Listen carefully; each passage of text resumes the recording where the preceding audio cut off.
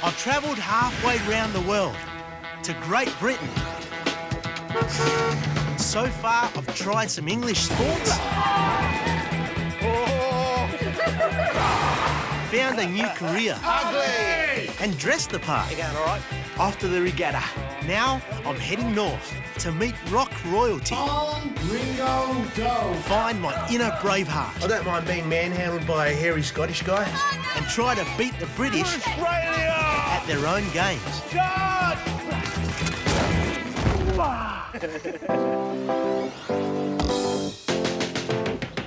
The British are famous for their crazy sports. And here in the southwest of England, they take it to the extreme. Probably the maddest and most dangerous of all British pastimes is a thing called cheese rolling. And as soon as I get through these woods, you are not going to believe what you see.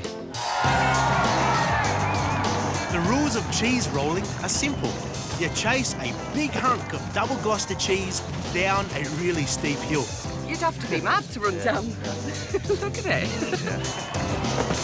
The first person past the finish line wins the cheese. Many people don't make it down the hill in one piece. This poor guy's leg is facing the wrong way. Ouch! The tradition started 500 years ago as a celebration of new life after winter.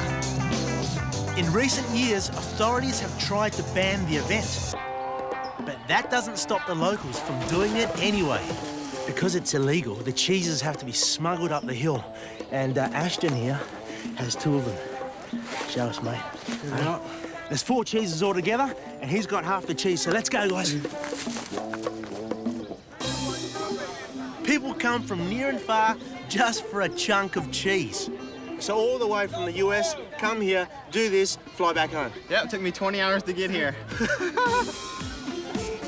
Toby the Pirate is a local favourite. So, Toby, how long have you been doing it for? All my life. Yeah, right. All right. Have you had any injuries? All right. My ankle popped out the side of my leg one year. Oh, that really hurt. I got a scar there. And you're his girlfriend? Yes. What do you do for a living? I'm a cop. You're a cop? Yeah. And this is illegal? Yes.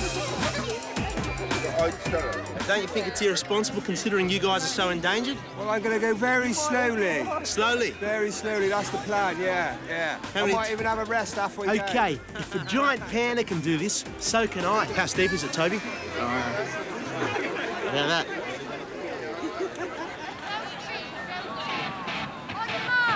Good luck, mate.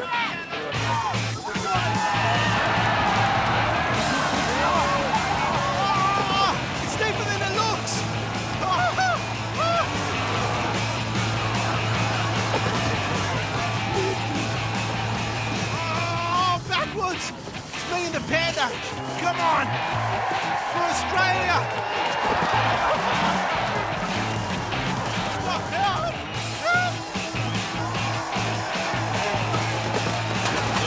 The stinging nettles. Oh, hurty. Oh, Captain America one. I told you he was endangered. I finished!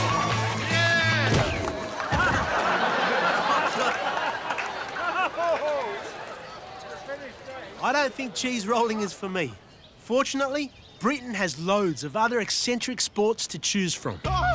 Britain prides itself on being a nation of champions, and you can walk down just about any street and find one. Let's try number 31.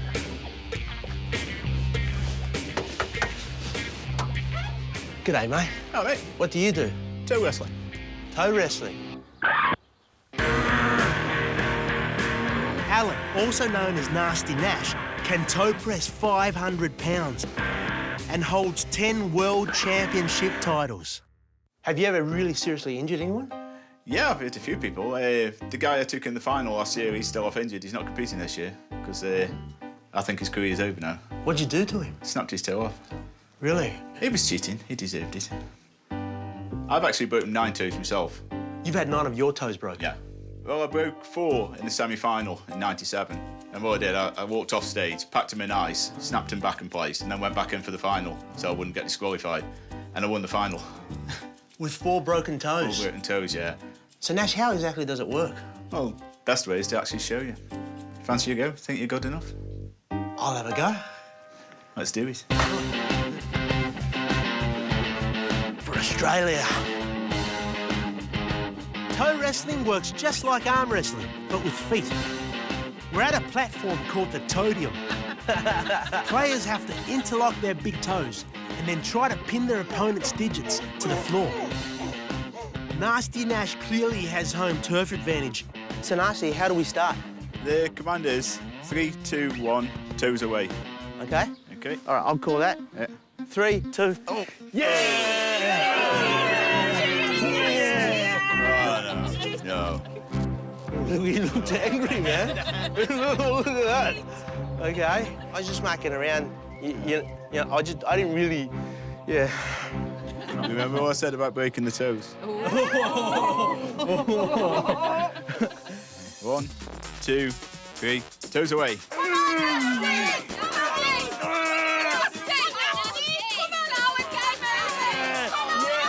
gonna beat him.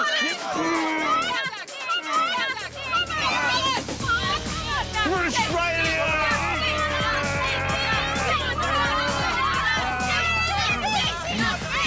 Are you ready?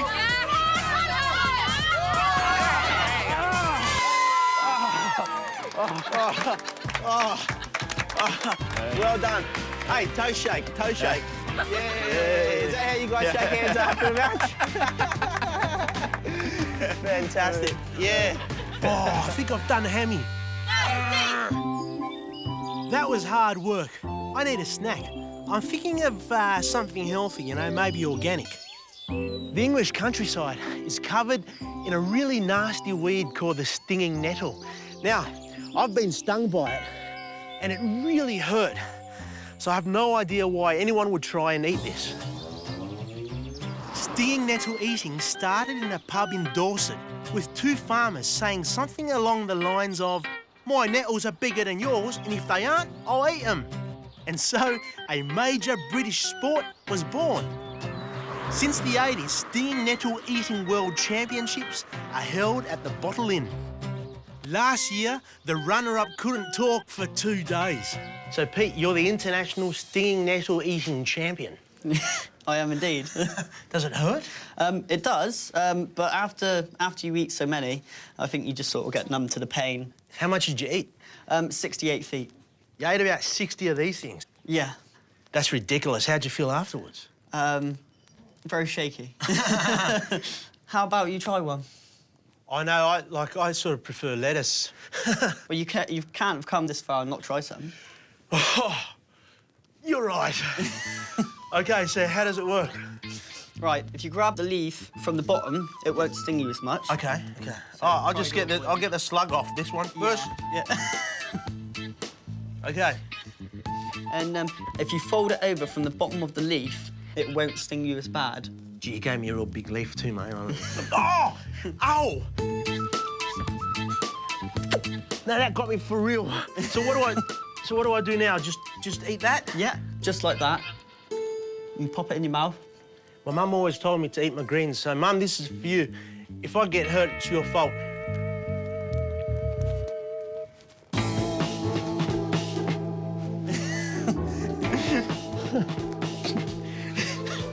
You guys are crazy, man. You guys are crazy. Mum, you got anything for me? Well, I do have a couple of things that might make it a bit better for you. Yeah. Just try these. Beer? Beautiful. That's good beer. That's good, man. What is it? Stinging nettle beer and stinging nettle cheese.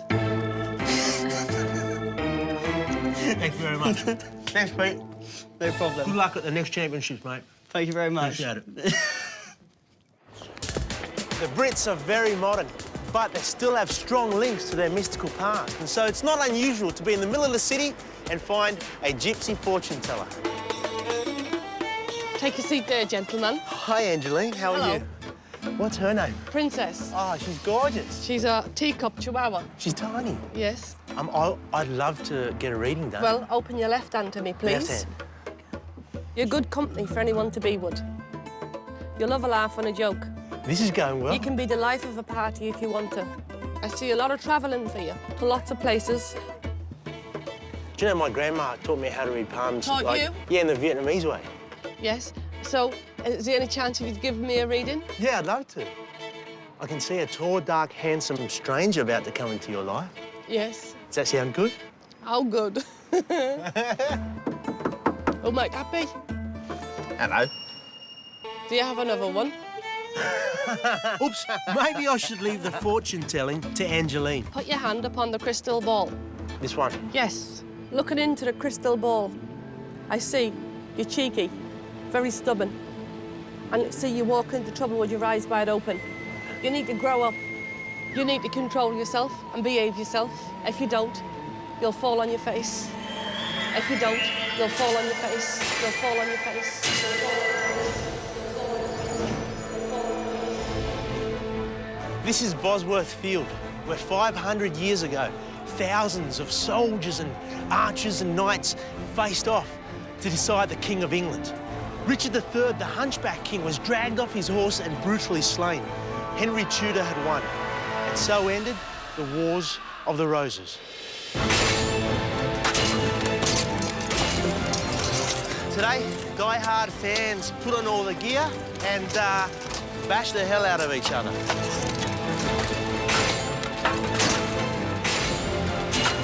I guess you could call it a medieval fight club. Hello, Mark. Hello, Arn. How are you, mate? Have you had a chance to hit that off? All good for seeing you, my So friend. what are you guys doing? Well, we're doing training for the Battle of the Nations, which is a world championship sport for historical medieval battles. Full contact, no holds barred. And you guys, you're not mucking around here. You're really going for it, aren't you? We're totally. We do suffer injuries, broken bones. We don't do this just for the fun. It's a pure manly sport. As you can see from some of these guys tenderly hitting me earlier on, these are a few of the love scratches, if you want to call them that. It looks pretty full on, Mark. It is, my friend, and I'd give you a go, but we don't have any suits spare for you at the moment. Actually, I bought my own suit from my part of the world. OK, we'll give it a go then. Who's your best fighter?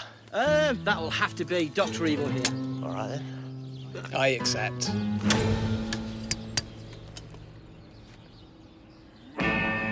Human jousting, no weapons. You're going down. After you, Bodo.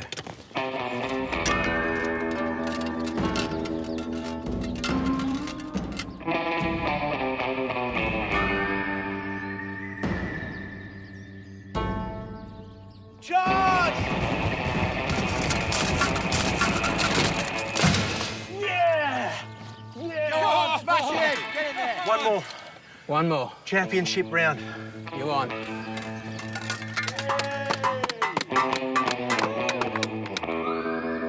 It's curtains for you, Tin Man. Charge! Charge!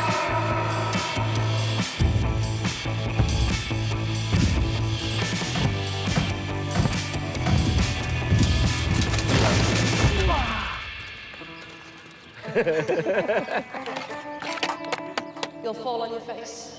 You'll fall on your face. You'll fall on your face. You admit defeat at last?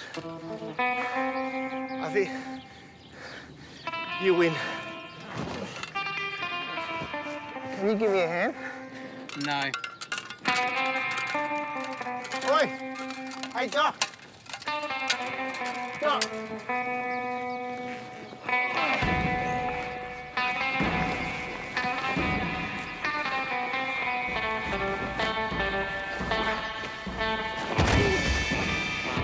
Help! Help! Before these medieval fighters were banging away at each other, and before the Romans, Britain was ruled by the Celts. They left engravings in the chalk hillsides. Their priests were called Druids. Grasping the snake at underworld's gate. They engaged in ancestor worship, and some say human sacrifice. One of their sacred places was here, at this iconic stone circle built 4,000 years ago by ancient tribes. Welcome to Stonehenge. Only kidding. Mini golf.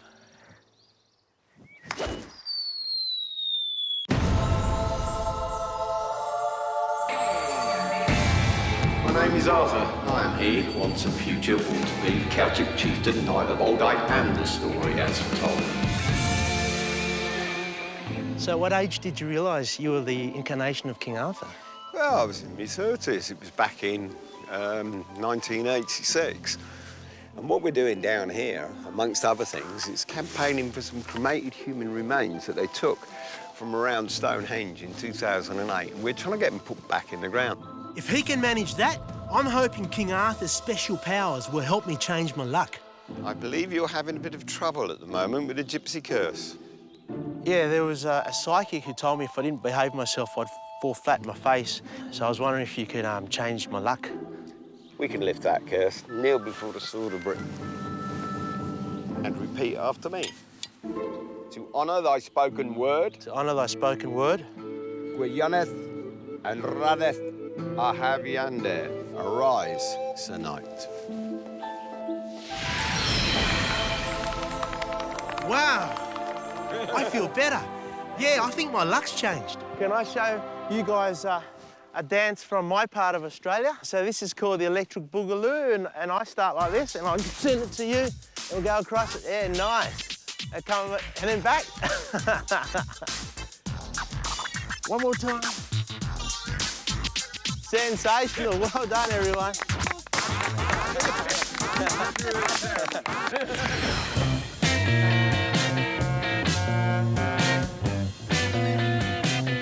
I've made it to Liverpool, the capital of pop music. Bands from here have produced more #1 hits than any other city in the world. And of course, Liverpool is the home of the greatest of them all. My favourite band of all time is the Beatles, and so this is a real dream come true. We're going to the Cavern Club, where 50 years ago, 4 Liverpool lads got together and created rock and roll history. It's right here where the Beatles were discovered, in the heyday of mop-top haircuts and stovepipe trousers. Owner Dave was a doorman back then. Oh, hello, Dave. Hi, Arn. Wow, so this is where it all started? Absolutely. The world-famous Cavern Club. Beatles walked in here in 1961 and walked out in 63. And was there anyone that was more cheeky than the others? Probably Lennon. Was the most hard-faced. George was pretty sort of reserved, but very funny, you know, and Paul was just like Paul, you know. Yeah. I'd love to meet the boys. They're just over here now. You ready, John?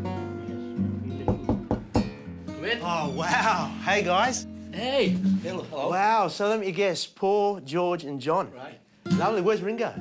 Well, he's called in sick, and now we've got no one to do the gig. What are you guys going to do? Can you play drums? Oh, you know, I've played a little bit, but I'm pretty awful. There's another thing in Liverpool that rocks and rolls. Way before the Brits gave us pop music, they gave us the sound of church bells. There are so many bells in England that apparently if they were all ringing at once, there's not a place in the country you could be where you wouldn't hear one. And here at Liverpool Parish Church, there are 12 bells that make beautiful music.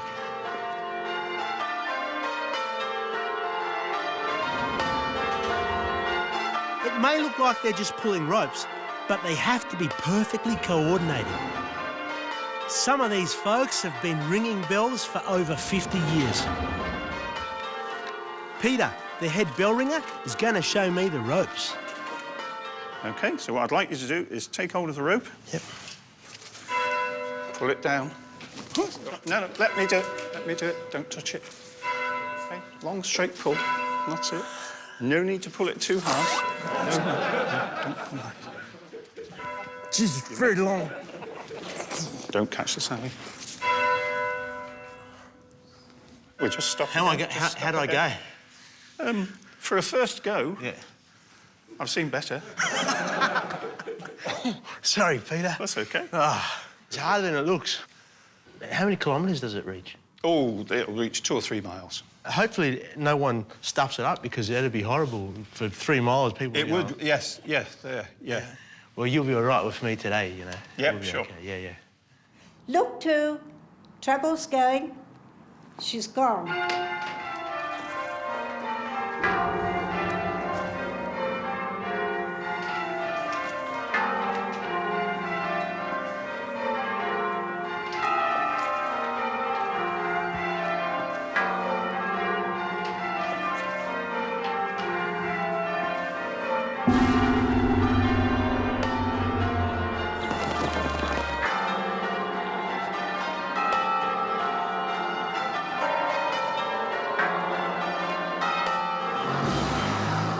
My next stop is Egremont in the northwest of England. This little market town is yet another mecca of unusual world champions. The weather here lends itself to indoor sports, and the English have developed some very interesting ones. I'm about to meet a group of elite athletes who are champions at the sport of gurning. Gurning, or face pulling, is an old English tradition. It all started back in medieval times at the Egremont crab fair when someone ate a very sour crab apple and pulled a funny face. The folk here have been gurning ever since, and once a year they compete for the title of Gurning World Champion. Hello, Gordon. Alex. Hello, Anne. How are you? All right. Anne and Alex are husband and wife gurning champions, and their gurning mate Gordon lives just down the road. You've been doing it since 1977, Anne. Yeah, Have you ever won? 27 times. 27 times world champion. Have you got any trophies to show for it? Got these. Thank you. That's a toilet seat. Toilet seat. Really? You got one for us, Alex?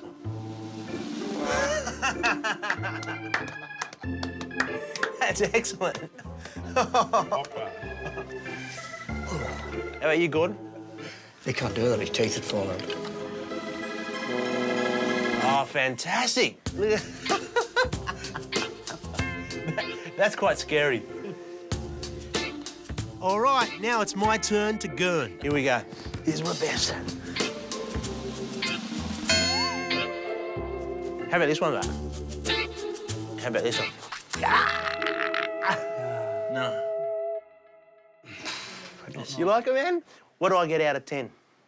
Not many. -6. Not many. No. You know what? For me to have any chance, I'm gonna have to use some props. So just give me 1 second, guys. Okay, just give me 1 second. Hey? You look like an ass. Hey, Taylor. And here in the town of Egremont, it looks like the younger generation are going to keep the sport going for another 1,000 years.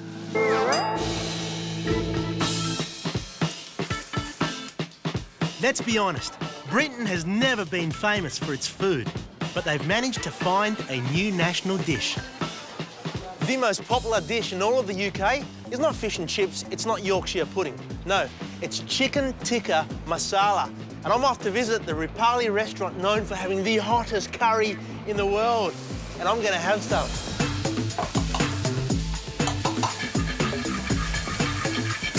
Hey, Rukon. Hi, Anne. How are you, man? Good, you?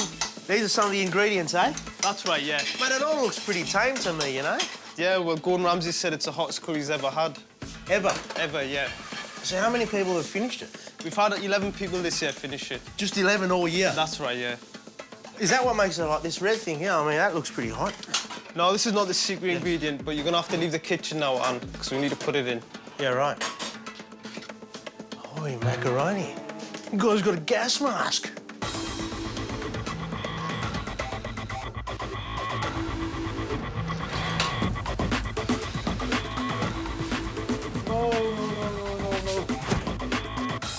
Hey, here it is. So what's the deal? Well, if you can finish that, Anne, you get it for free, and you get a certificate as well. Oh, I love certificates. I want to finish this for sure, man. All righty. Good Wish luck. me luck, man.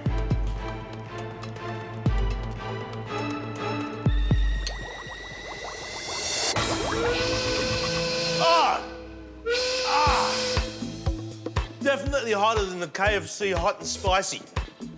How can you eat this stuff? I've never tried it, and I'm not that stupid. Oh, can I have some water? Got some milk, and it's a lot better for you.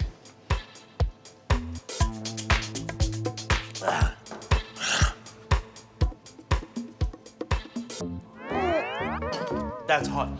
That's hot. I think you win. When I was a kid, I was very shy. And this, combined with language difficulties, resulted in me having learning issues for a number of years. So today, I'm very honoured to meet a woman who uses a unique way to give kids back their confidence and self-belief. Hello, Gail.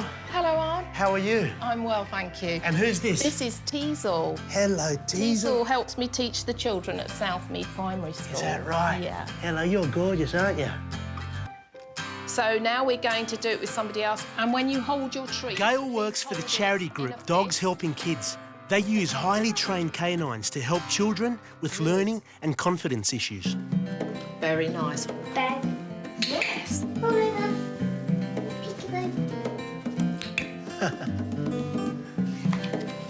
One of the things the kids do with Teasel is reading to her.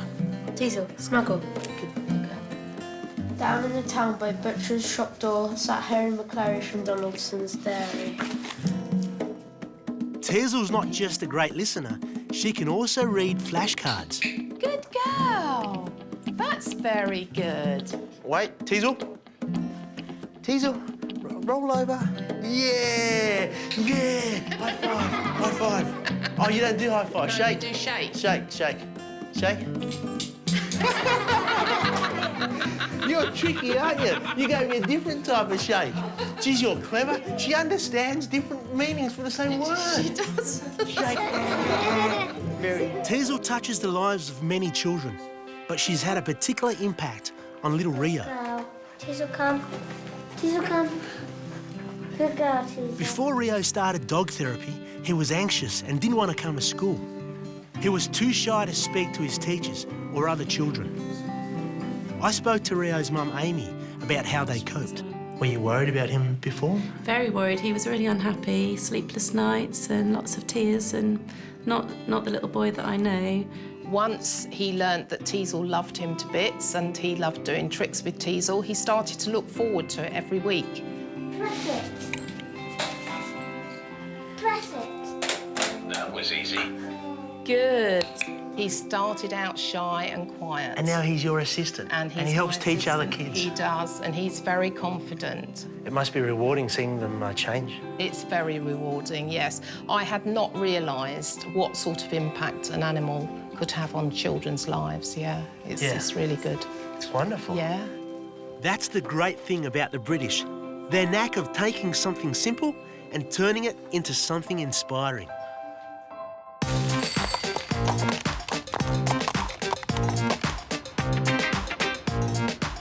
I'm on my way to Wales and I've come across some pretty interesting place names.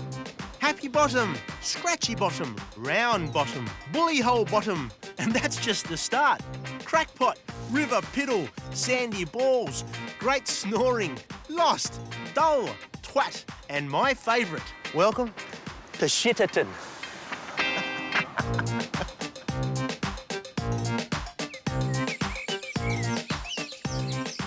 And once you get to Wales, signs get even stranger.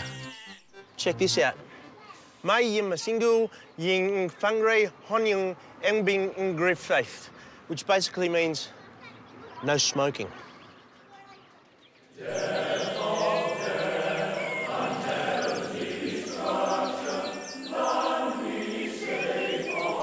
I've come to Treorchy, home of the world-famous Treorchy Male Choir.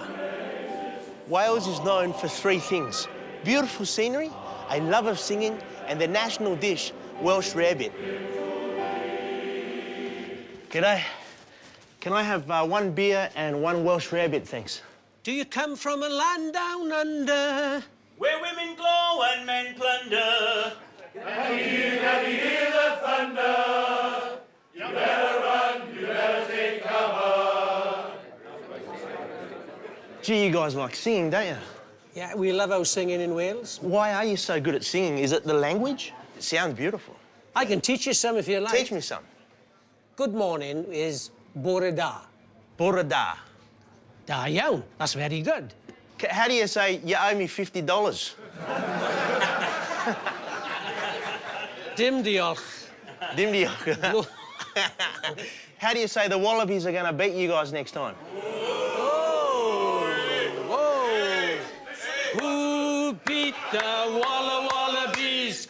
Who beat the Walla Wallabies? What have I done? Who beat the Walla Wallabies? But good old saucepan pot. Nice one, guys. Nice one. Better not mess with a pub full of proud Welshmen. Something else the Welsh love is their national dish. So what's that? That's the traditional Welsh dish, Welsh rarebit. Looks like cheese on toast. That's right, Dan. I've had that before, like usually when I've got no money left. It's delicious. Da iawn. Very good. Gentlemen, can you take the roof off, please? Australians, oh, let us rejoice, for we are young and free, with gold and soil and wealth untold. Our home is... Time to explore the rest of Wales. A great way to get around is via the many inland canals. Some are so narrow that the Brits had to build special barges to travel on them. In the old days, narrow boats were drawn by horses and used to transport goods. Today, they're motorised and people rent them for holidays.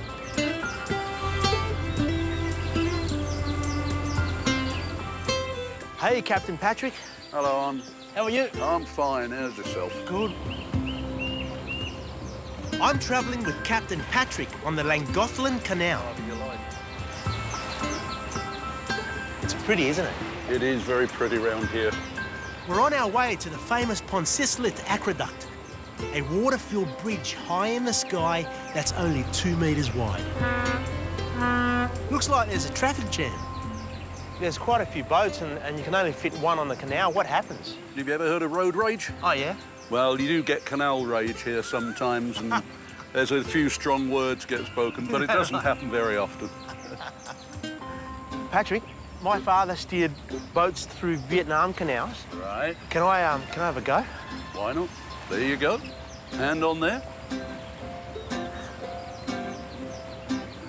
And there we go. You're going on the aqueduct now. Oh, excellent.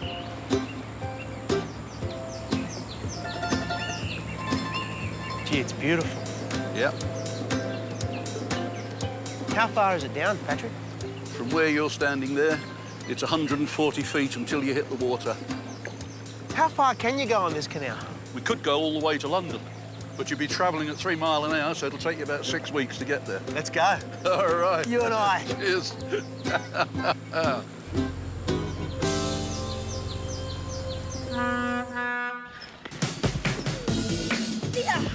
My first stop in Scotland is Glasgow.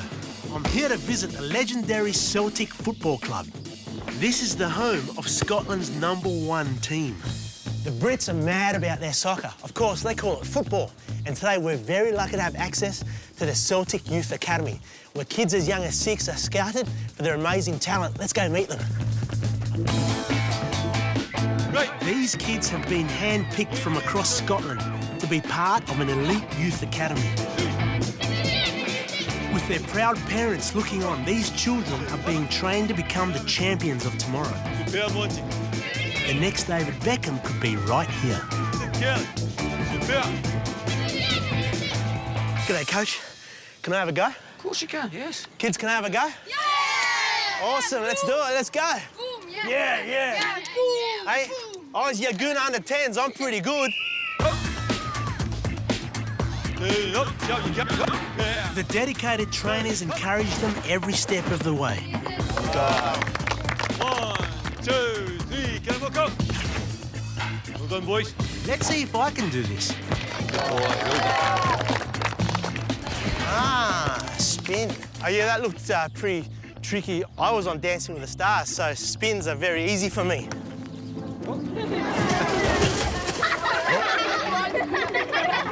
I think I'm more of a goalkeeper. OK, let's give it a go.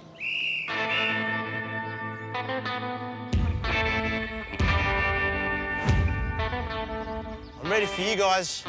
Don't worry about that. Who's first? That was a warm-up. You're going down. Oh. You got lucky. Oh, we're getting fancy now, are we?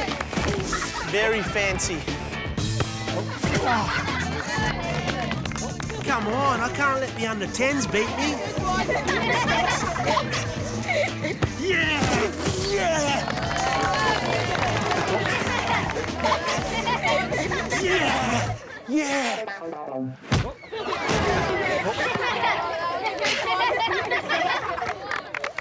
Nice work, boys. Nice work. Oh, yeah!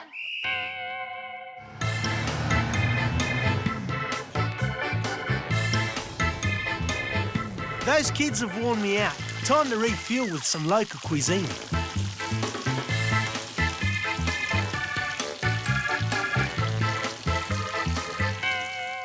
We've all heard of haggis, the Scottish national dish.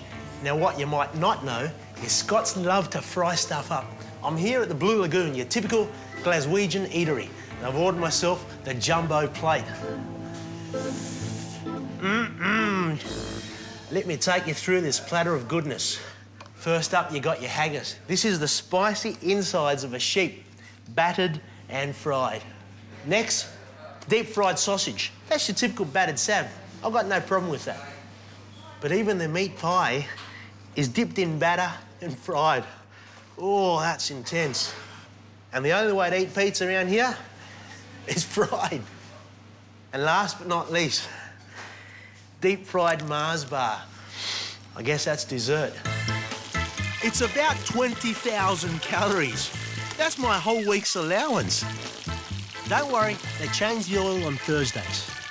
Once every 2 weeks. I've just met a British gentleman called Kevin, and he is famous around these quarters for putting this stuff down. Come over, Kev. Good to meet you, Owen. How are you, mate? Oh, very well, my friend. So Looking here's forward to the this. challenge. We've got a plate each. Whoever finishes it first, the other guy has to pay. Are you ready to pay? I've never paid yet. I've got to let you know, and I've got an ambulance on standby because a slim guy like you is going to have to keep up. So I punch above my weight. Ready, Ready to set, get. go.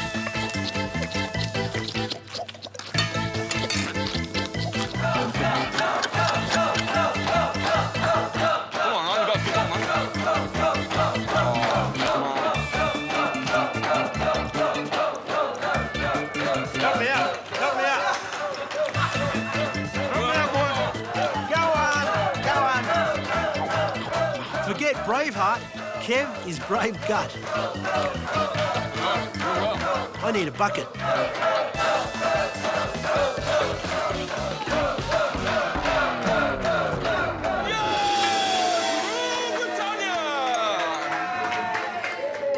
Well done, Good Kevin. effort. Good Well effort. done. Good effort. Oh, too much. Too much. Kevin wins. I've made it to Edinburgh, Scotland's most historic city. Many people who come here try to find their ancestry, and I always thought I could have a bit of Scottish in me. How cool would it be to have my own clan? I figure a good place to start is to dress the part. When you come to a new place, you want to fit in. And here in Edinburgh, the best way to fit in is to put on a kilt. I'm here to visit Howie, the best kilt maker in town.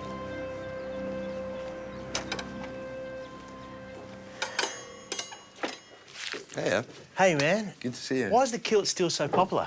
I think it's just the freedom and it's different and men can feel men in it. It goes back to our warrior heritage. Cool, you got something to make me look handsome? Oh, I've got just the thing. Hey, Howie, I'm ready. Excellent, let's see you, bro. What do you reckon? Wow, you look great. We can make you an honorary Scot. From now, I shall be known as Anh Do. Brilliant. And what do you call this? That's called a sporran. Yeah, right, it's like a little man pouch. Yep. Reminds me of an Australian marsupial. Oh, brilliant. That's a great idea. It's a gift for you, mate. Oh, thank you, man. Cheers. Hey. Brilliant. Cheers. Do you need sort of special material to make this? Oh, normally it's pure wool. I mean, I'm wearing denim. We've made leather kilts, even a kilt out of paper, and even a transparent PVC kilt. Transparent PVC? Yeah, you gotta wear sporting with that one. Give me a second, Howie. Sure. Hey, Howie. Shower curtain I found in the hotel room, mate. Oh, give it a go. Wow. Give it a go. Okay, right. So now I'm just putting some pleats in. Okay. Just by hand, like an old Highlander would have done. Jump up on the table for me, so your bum's about here. Okay, bum here. Yeah, go for it. Oh, that's perfect. I don't mind being manhandled by a hairy Scottish guy. It's all right. That's why I stay hairy.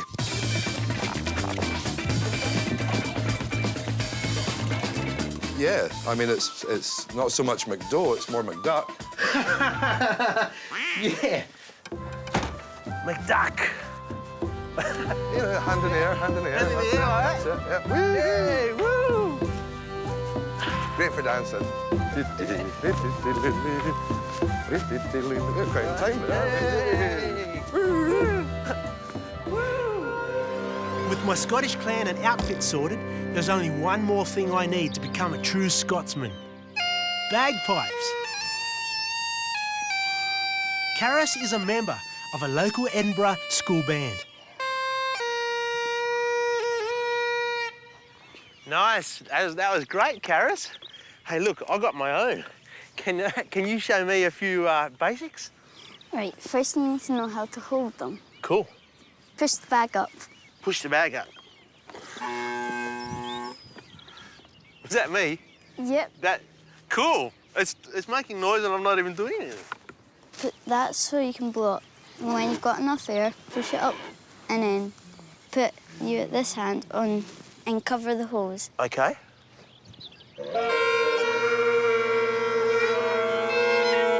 Yeah! I think I'm ready to go. Yeah, I think you are too. Yeah, I think I'm ready.